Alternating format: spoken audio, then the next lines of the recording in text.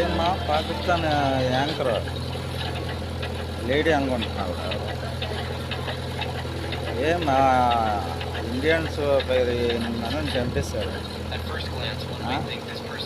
కొంత భార్య దగ్గర భారత్ ప్యాంట్ ఇప్పేసి ఆడు హిందువా ముస్లిమా అని చెక్ చేసి మరీ కాల్చేశారే.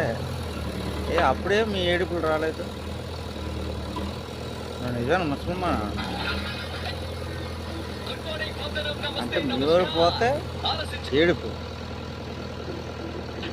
అదే మేము చచ్చిపోతే ఏడుపు రాదు.